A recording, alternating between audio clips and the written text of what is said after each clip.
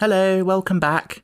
This is another Willow Branches bonus episode, and this time I was delighted to be able to talk to Keri Wilt, who is actually the great-great-granddaughter of Frances Hogdson Burnett, who of course wrote The Secret Garden, which I did as an audiobook back in the summer of 2020.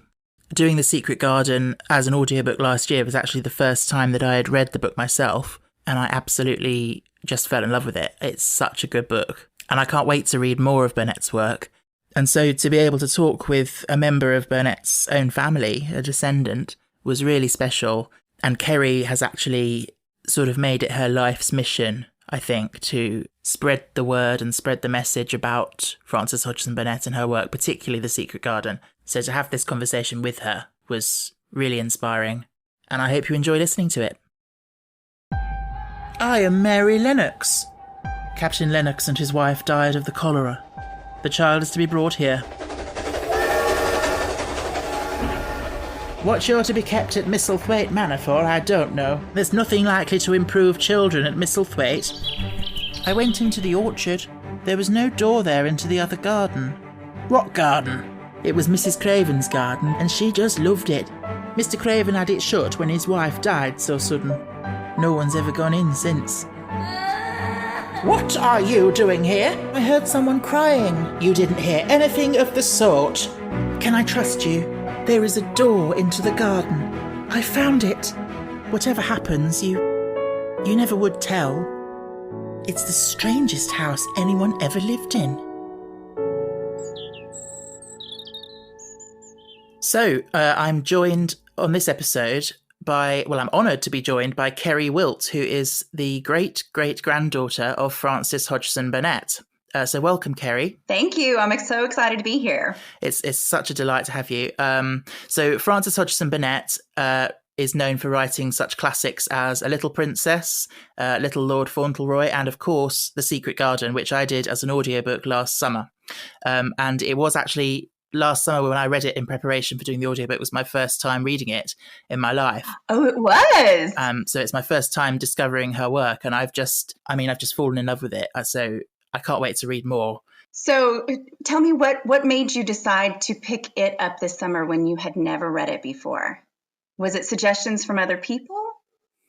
It was actually. That one was suggested to me by my partner, who had not read it either, but had seen the film. And so knew it was a really lovely story and knew that it was very popular. So I ordered it and read it. And as soon as I started reading it, I just thought, oh, yes, this is perfect.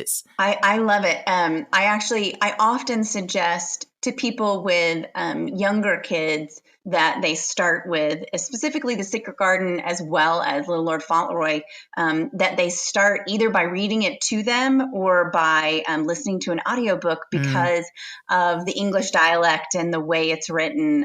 Sometimes it can be tough for a young reader. I'm always seeking out, the ones who really play the parts and don't just read it verbatim, but actually inflection. Yeah. So I love what you've done. Oh, thank you. Yeah, it's quite fun and quite fulfilling. I love it. I love it. I know it's a lot of hard work. I can't even imagine how many hours it takes you to put that together. Yeah, it is. It does take quite a long time. But if I'm enjoying the text, then it doesn't feel like work. So The Secret Garden, it's an amazing book. And I think I would assume it's her most popular one these days. Is that correct? Today it is. But I think most of your listeners would be shocked to know that when Frances was alive, it was actually considered a commercial failure. Of all the books that she wrote over her lifetime, she was one of the most prolific writers of her time. In her 57-year writing career, she wrote over 50 books, 1,000 short stories, and 15 plays.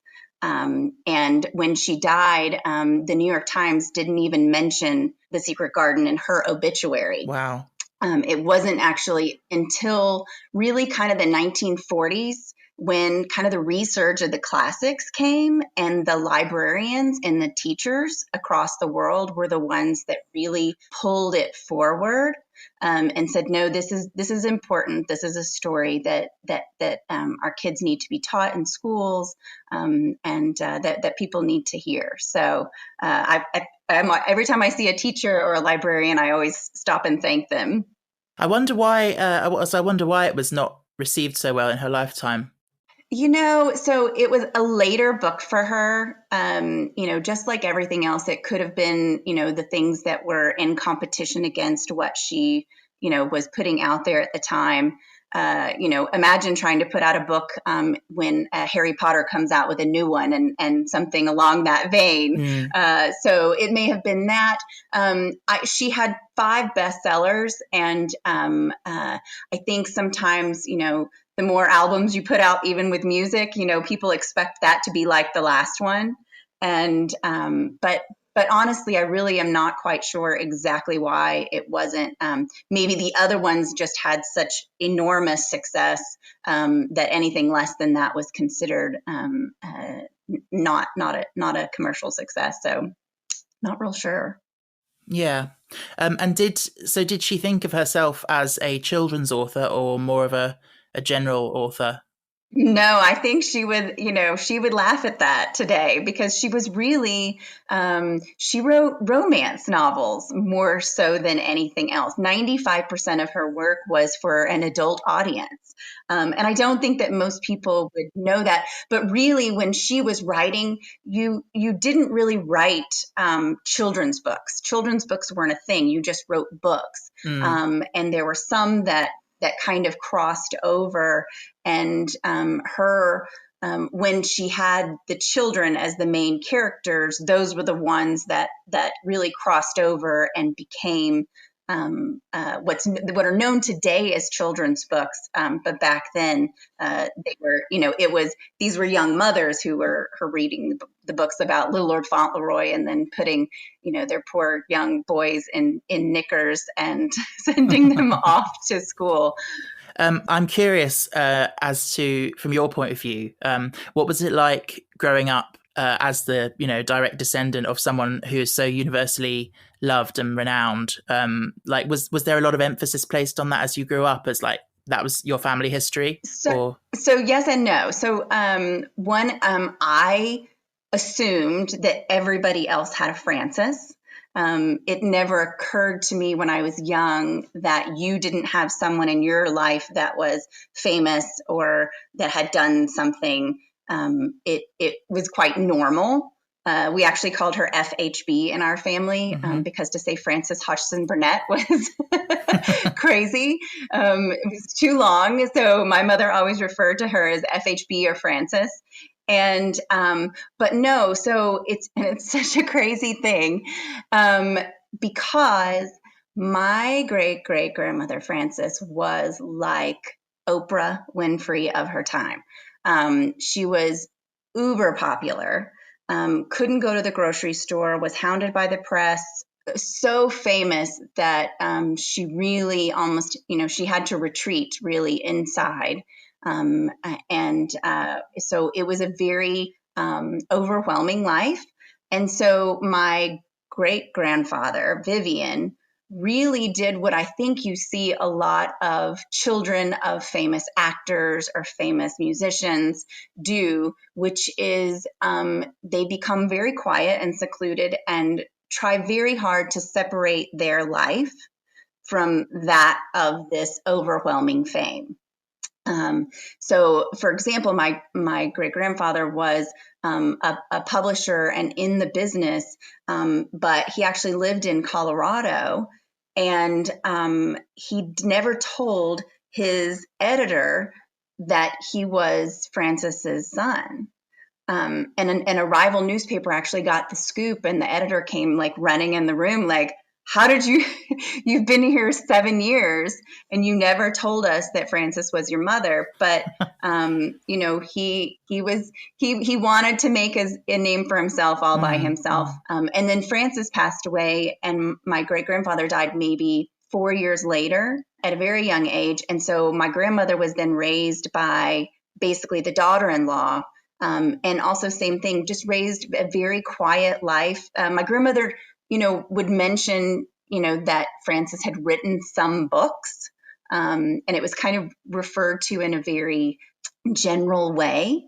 My mother knew about the secret garden, but past that didn't know a whole lot. And it wasn't until my grandmother and my grandfather actually got a divorce that boxes showed up on our doorstep in Texas.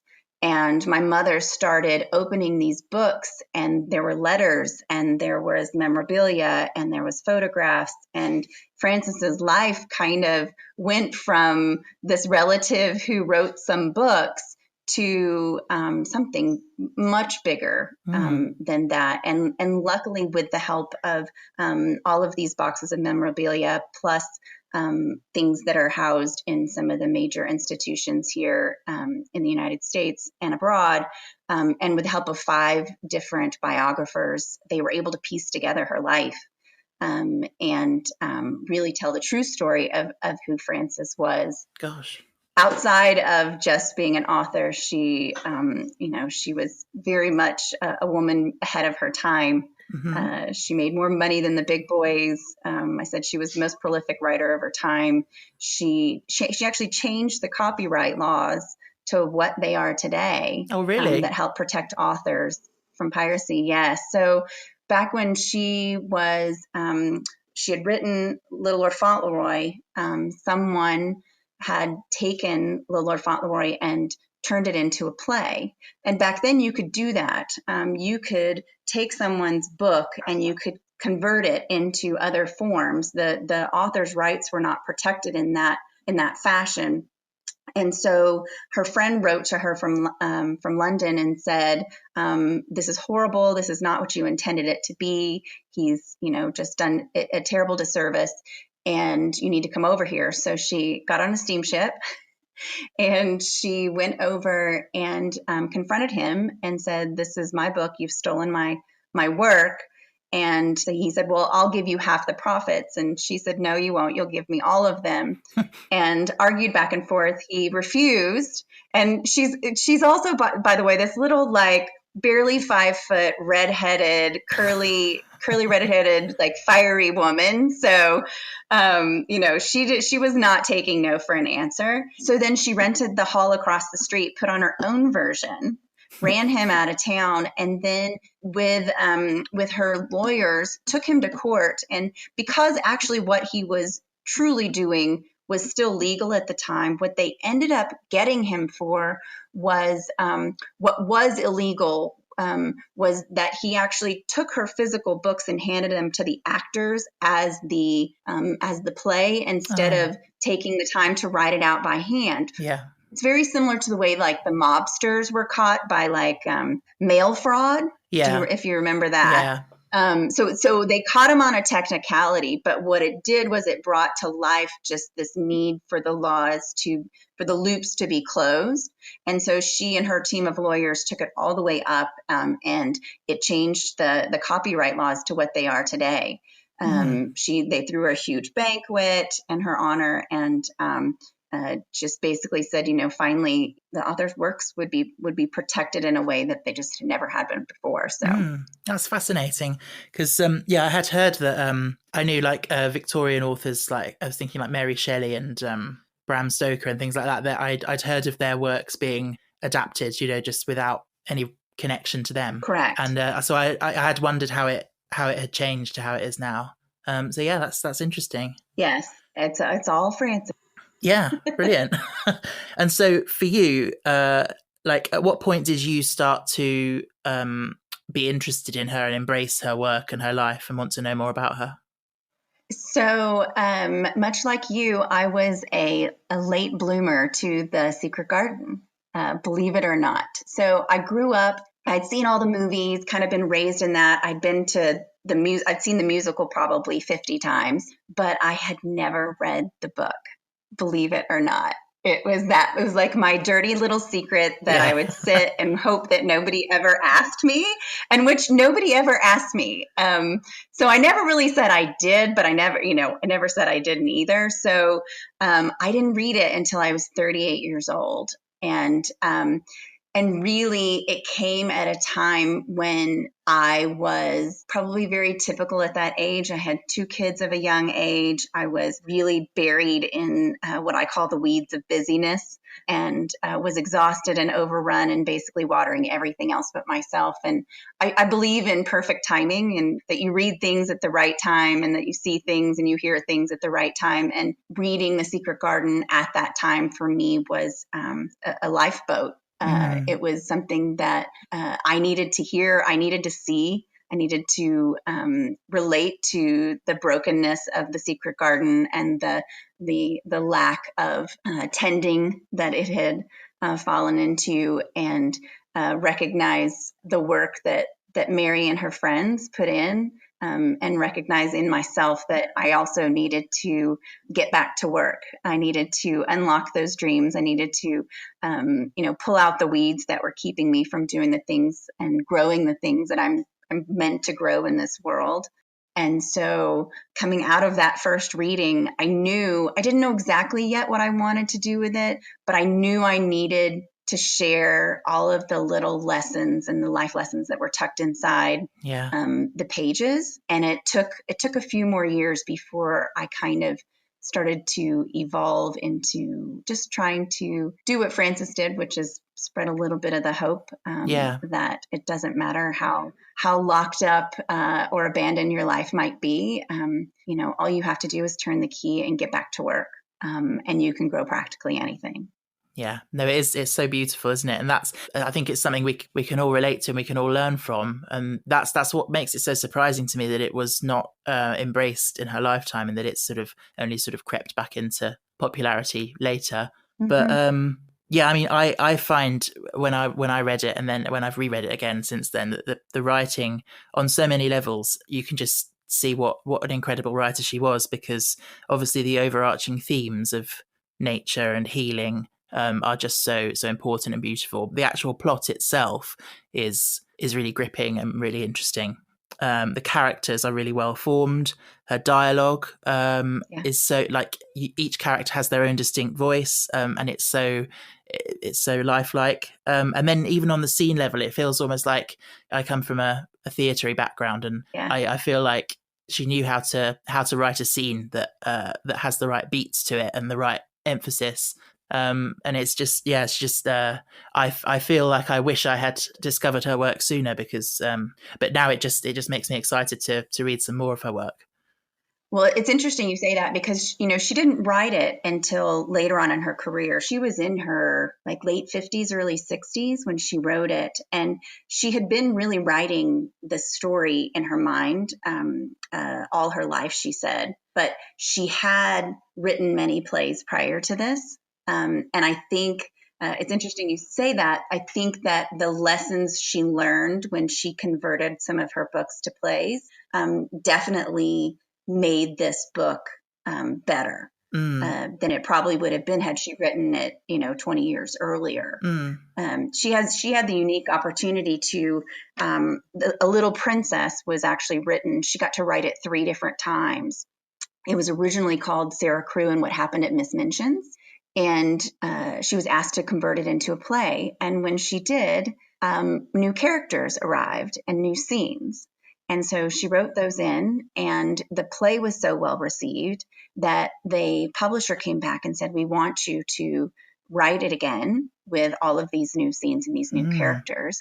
And then when she sat down to write it for the 3rd time, more scenes and more characters came up.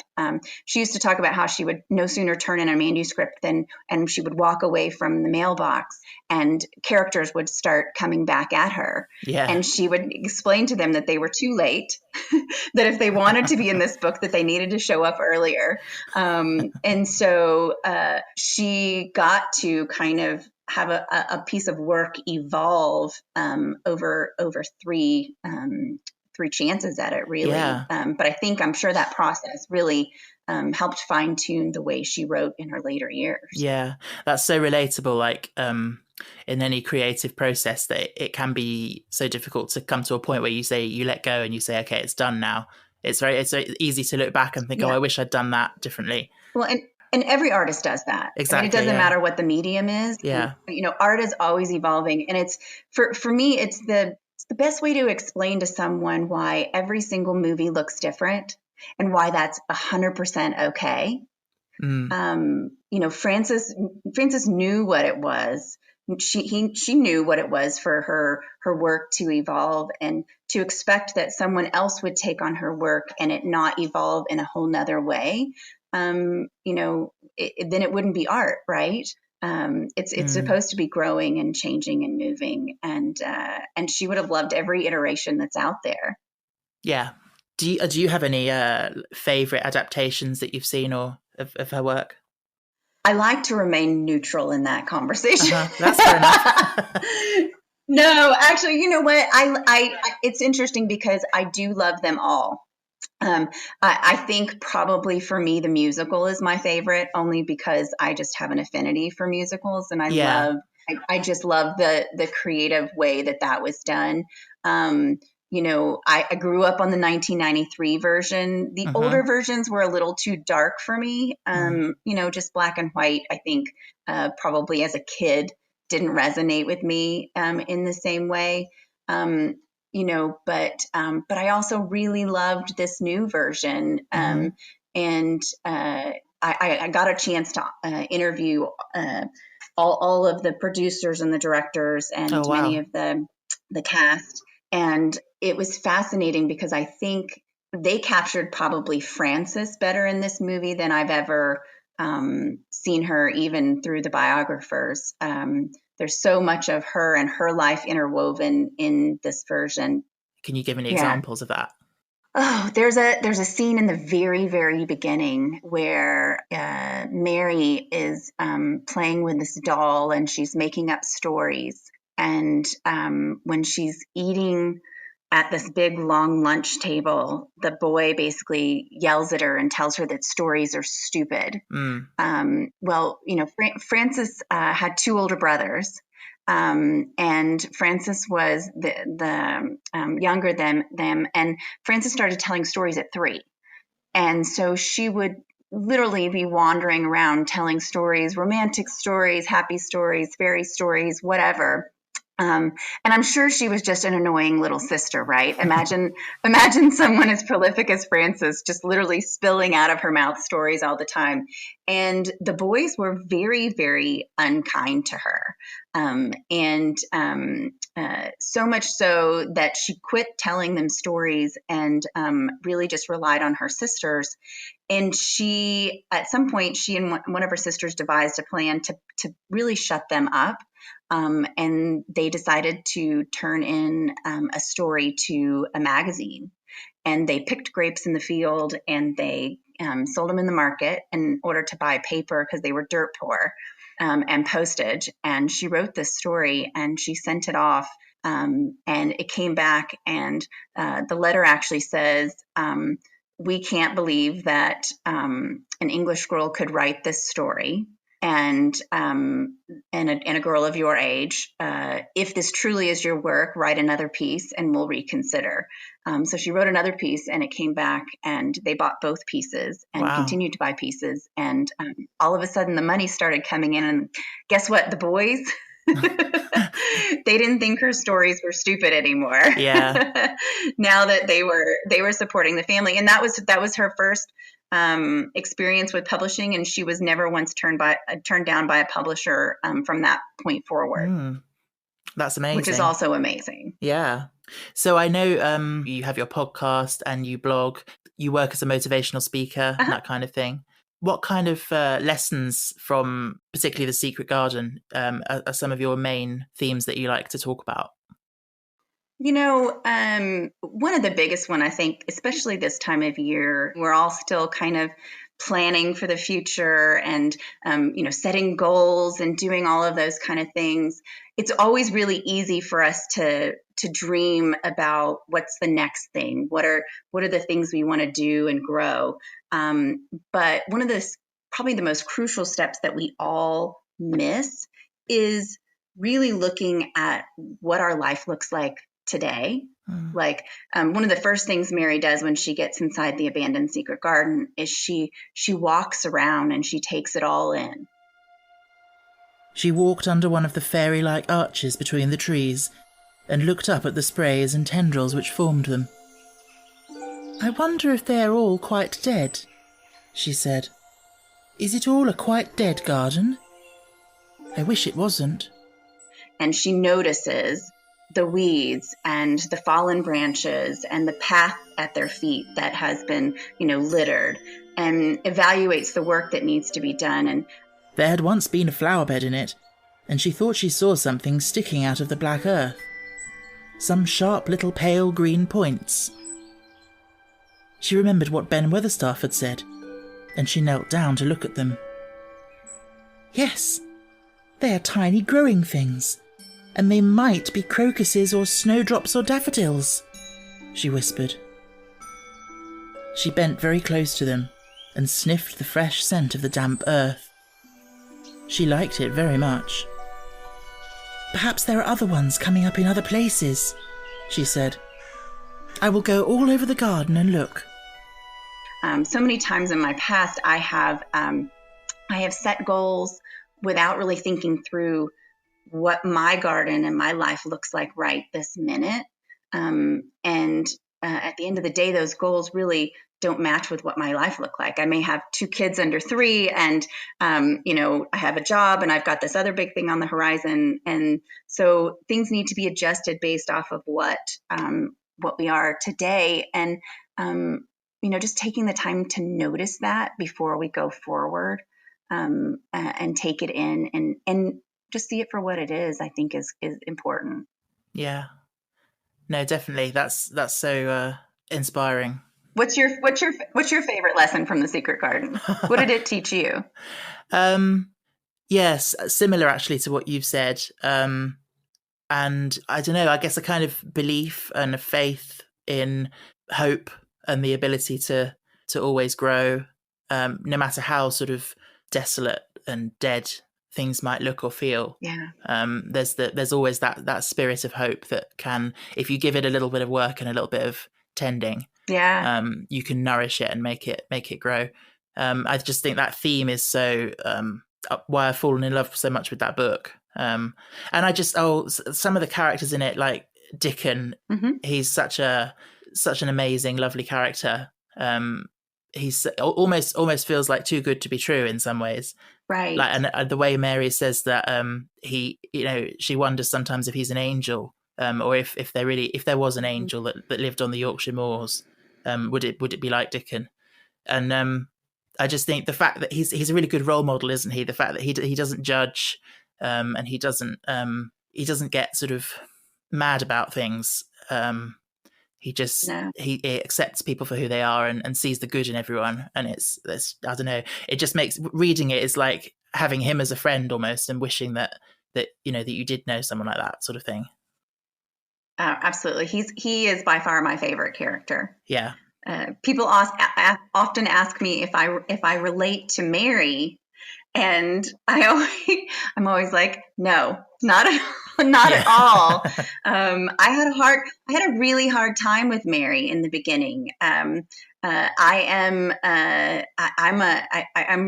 someone who always sees the good in everything. I'm probably more like a Dickon than definitely a Mary. And so her sour attitude, I think it's probably why I liked A Little Princess better growing up.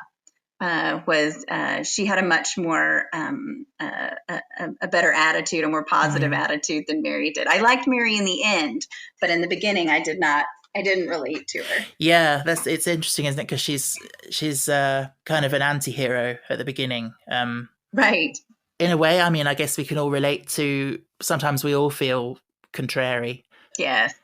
But also that it gets very much described how she got to that point, and it's not really her fault. Right. So also, I think you feel sympathy for her, don't you? That she's so it's nice. It's nice when you see her come through and and change and develop the way she does when she comes to England. Oh yeah.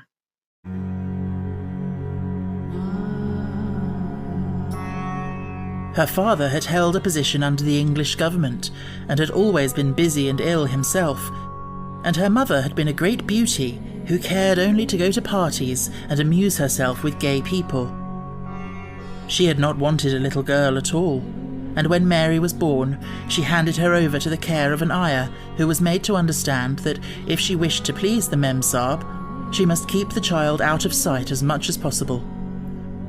So when she was a sickly, fretful, ugly little baby, she was kept out of the way. And when she became a sickly, fretful, toddling thing, she was kept out of the way also. She never remembered seeing familiarly anything but the dark faces of her ayah and the other native servants. And as they always obeyed her and gave her her own way in everything, because the Memsahib would be angry if she was disturbed by her crying, by the time she was 6 years old, she was as tyrannical and selfish a little pig as ever lived. So can you tell us anything about what might have inspired The Secret Garden for Frances? Yeah, absolutely. So there were many kind of places and things. Frances actually said that she actually took a slice off of someone every single day, which is a very ghoulish thought. But she was always just compiling characters in her mind and in her Rolodex. And she wrote The Secret Garden a little bit later in her life. But some of the biggest influences on the book, The Secret Garden, were three main gardens. Her grandmother had a garden, and her grandmother really was the one who instilled the love of growing things in her. Matter of fact, the first book that Frances got was from her grandmother, and it was a hardcover, like a hardback book, like that you would give a young child. That was like, it said A for apple blossom, C for carnation, R is for rose, and it was all growing things. It's amazing. You think about the little seeds that are planted in someone's heart a long time ago. So her grandmother was very instrumental in that.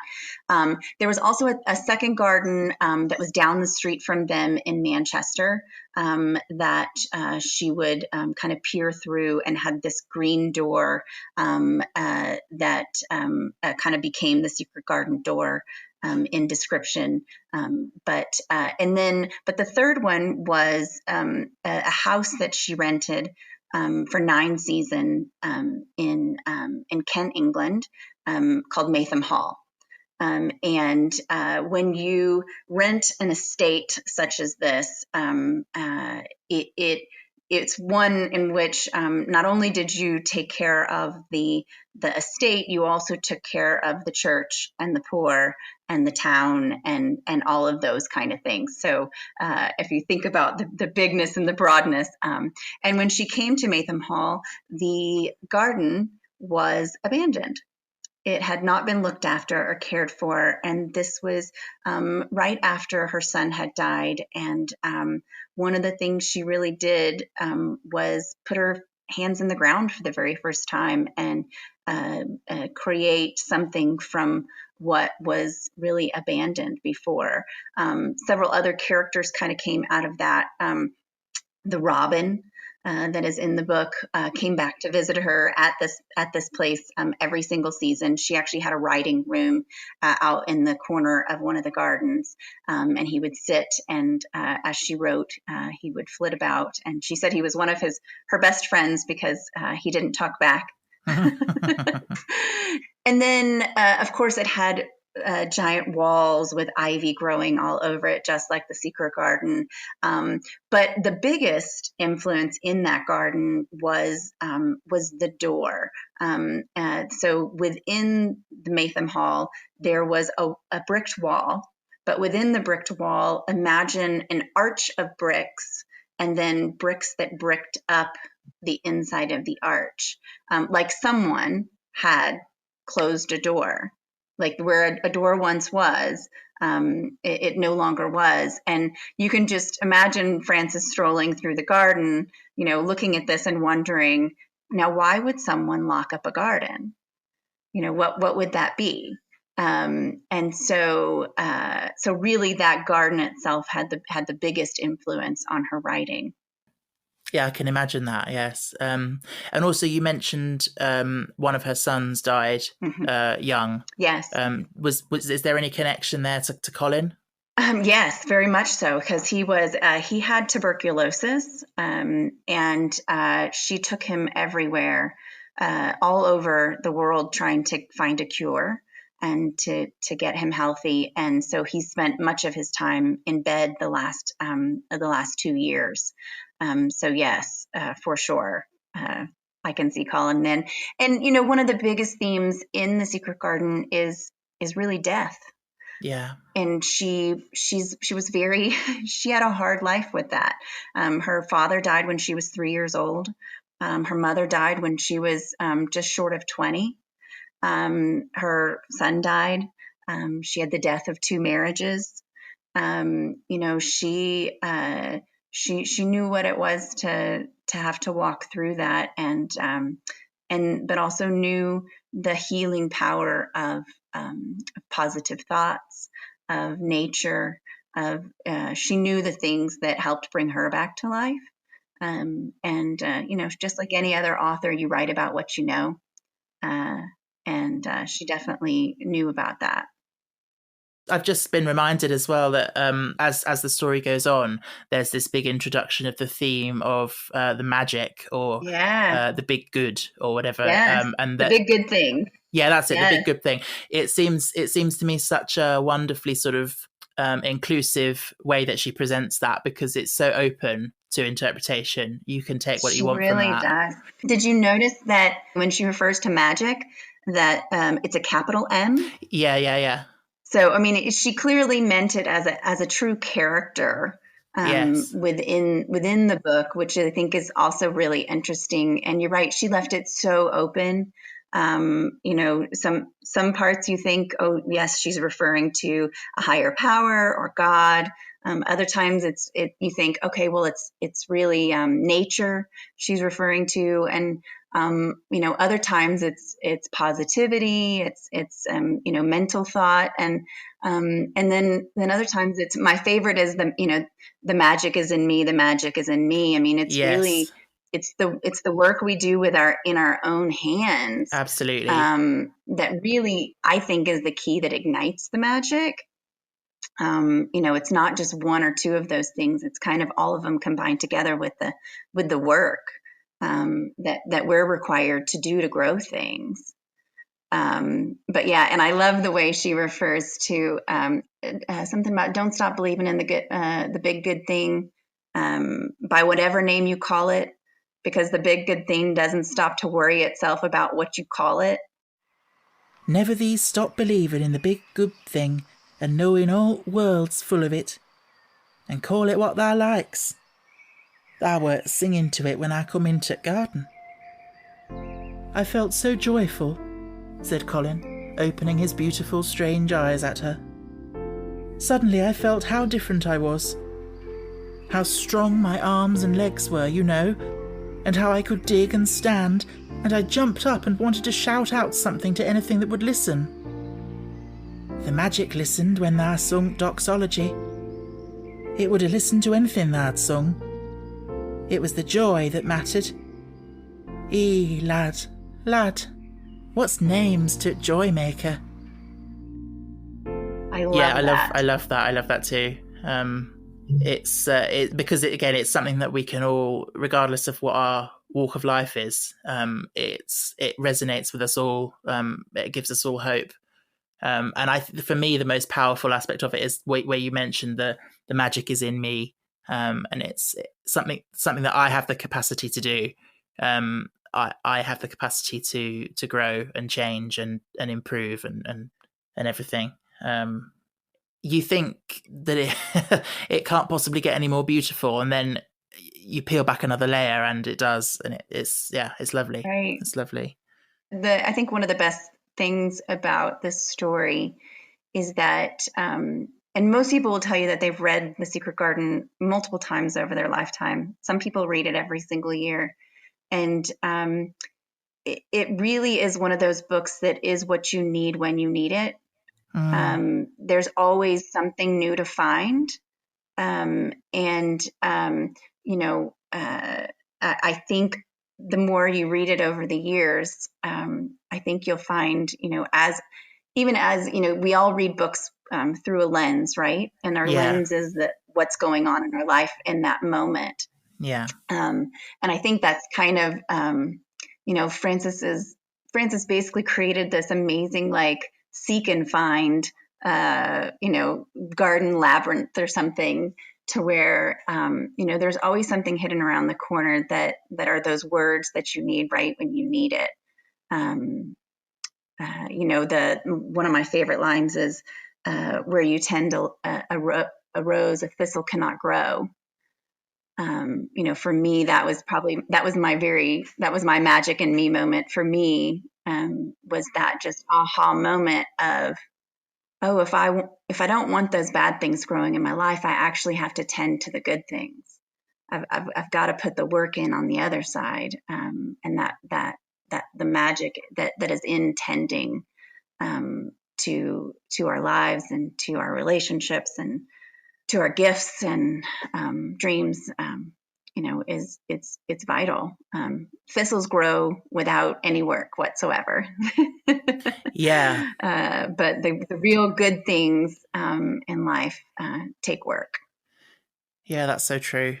Yeah, I'm so happy that I've found The Secret Garden, and I'm sure I will continue to love it as I grow older, and then come back to it and read it over and over again. And I'm really looking forward to reading. I think the next one I read will be the Little Princess. So thank you. Where can people find you and more to hear more from you? Absolutely. You can find me at thewelltendedlife.com. There you'll find links for my podcast, but my podcast is the same name as well, The Well Tended Life. And really what I do is I interview people who have grown and bloomed in all sorts of conditions and seasons, and who are willing to share their weed whacking advice with us. And so I'm on Apple Podcast and Stitcher and all the major ones. So you can find me anywhere you listen to podcasts. And then on social media as well. Instagram is probably where I hang out the most. And same thing, The Well Tended Life. Yeah.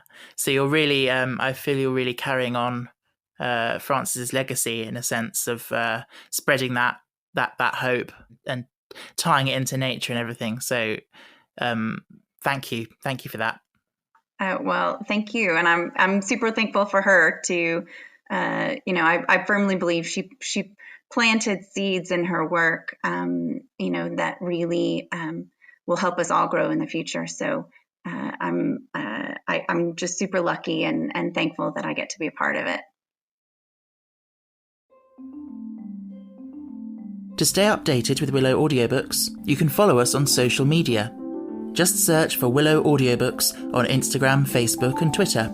Or you can visit our webpage at stephenalexanderwillis.com/Willow Audiobooks. Why not leave a rating or a review on iTunes or wherever you happen to get your podcasts?